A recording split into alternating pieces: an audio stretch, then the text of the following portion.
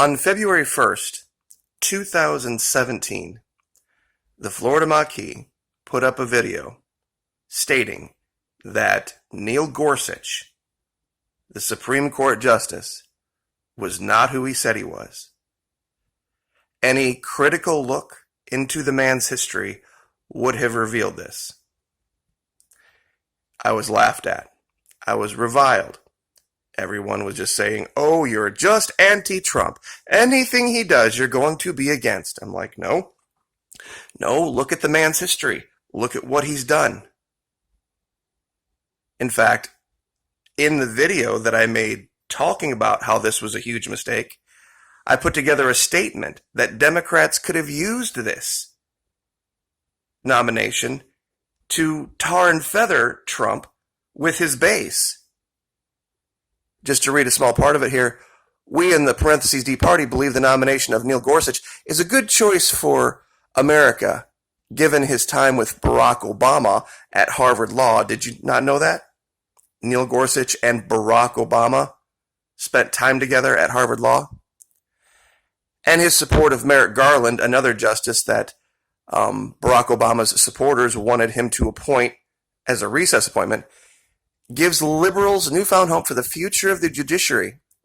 It is comforting to know that the seat vacated by Antonin Scalia will be filled by someone with a more moderate progressive tone. His compassionate history of defending felons, pedophiles, standing up for religious freedoms, and reining in government overreach will serve to further the democratic liberal agenda this country so desperately needs. This is a welcome departure from the radical, nationalist, imperialist stance heretofore displayed by the current administration. While this nomination would not have been the first choice of Senate Democrats, we feel confident that this nominee will enjoy a quick and uneventful confirmation. That was a statement that I had put together just off the cuff that the parentheses D could have put out. And of course I was laughed at, I was reviled, the video only got 348 views. The channel was much smaller at that time given, but most of my videos were at least getting 1,000 or 2. Because at the time, anybody who said anything that could be construed as somehow not 100% agreeing with the decision of the current president here on YouTube, oh, it was the end of the world. It was the end of the world for doing that. And now here we are 3 years and 4 months later, and Rush Limbaugh is calling the Supreme Court's LGBTQ decision the, quote, biggest sellout of conservatism by conservative justices in history. When I said it 3 years ago, I got shadow banned. You can read the man's Wikipedia and see, wait a minute, a conservative wouldn't rule that way. I'm talking about the decisions before he was on the Supreme Court.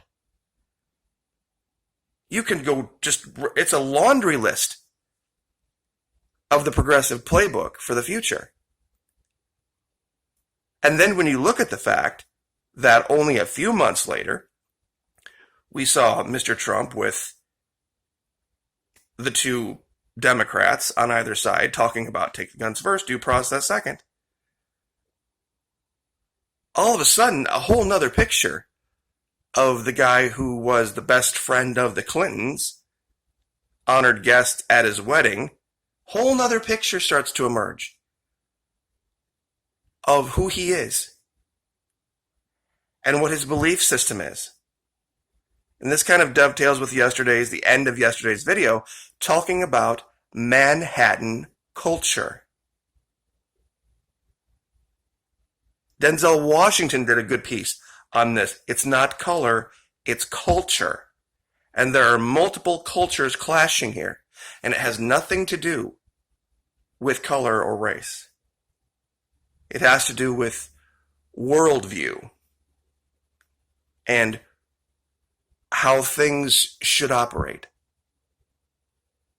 And when you look at this critically, and I'll give you the link to his Wikipedia, I'll give you the link to the video where you can watch 3 years and 4 months ago The video was not nearly as clean as they are now, but I got the point across. That this was a slam dunk. This was Donald Trump getting back to his parentheses D roots. I have said before, 70-year-old men don't change. Can people change? Oh, sure. Sure, people can change, not when they're 70. This is why the left is pulling out their hair about Joe Biden at the moment. Because he actually comes from that era of the blue dog Democrat. Believe it or not, before the Democrat Party made this left-hand turn, there were guys like Joe Biden. Trump was part of that group years ago. Daschle. I don't know, a lot of you guys remember Tom Daschle. That these guys had some very conservative planks in their platform, even being a part of the parentheses D party. And this Gorsuch guy was to the way to the left of them. I remember when Trump nominated him, and I went just to look to see if there was anything that could be said about it, and it was just a laundry list. I was like, the Democrats must love this guy. Reynolds versus the United States, for example. This is the big one that actually applies to the ruling. This ruling, his ruling on Reynolds v. United States and what he just ruled with the LGBTQ go hand in hand. What he ruled, it was something called the non-delegation doctrine. It's a doctrine that states that jobs given to government, so to speak, the government can't, a legislature can't pass a law saying, okay, we're now going to say that this is no longer our job. We're going to hand off this responsibility to a private corporation. If the Constitution says that they are to do a certain thing a certain way, they can't vote to not do it that way. It's called the non-delegation doctrine.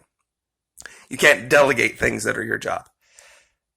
Well, there was this pedophile up in Washington State, and there had been all of these restrictions, and he couldn't get a job, he couldn't find a place to live and all this stuff, or a place he wanted to live, or a job he liked, actually. And so he took off to Texas, and there were certain restrictions as to places he could go, could not go. And when Texas found out who he was, and they imposed those restrictions on him, the pedophile, believe it or not, sued and won. That state, Washington State, could not impose upon Texas to further those restrictions. It's non-delegation. It would have been the job of the state of Washington to impose those restrictions, even though he was in Texas, believe it or not. That's basically the nuts and bolts of that. And Gorsuch ruled he ruled for the pedophile in that case. And in so many other cases, he ruled every time he had the chance. He sided with criminals. He sided with, in that case, and you can read it for yourself. I won't give you the whole boring breakdown. But it didn't take very long. First term, and I'm not going to get graphic about this, but I've told my girls, under no circumstances are you to ever be alone, and they're adults, they're in their mid-20s, by the way, in a public restroom, under any circumstances, ever. Adjust your lives accordingly. And, there is kind of a weird philosophical debate about, does anyone truly have an expectation to privacy in a public place? Because the two argue with each other. Do you have a right for the privacy that you enjoy in a public bathroom? And this is where Neil Gorsuch comes out on the wrong side of this again. This is going to be the law that allows these not so mentally stable types to go to rest stops and hang out in bathrooms, any bathroom they want to. This is what this guy has just ruled. As if the police didn't have their hands full enough already as it is. Now they've got to deal with this. So anyway, I just wanted to do a video covering that what's being talked about right now in the mainstream media. Rush Limbaugh's talking about it. Called this 3 years and 4 months ago. And I'll give you a link to the vid. So everyone have a good day. Like, share, subscribe. We'll see you next time.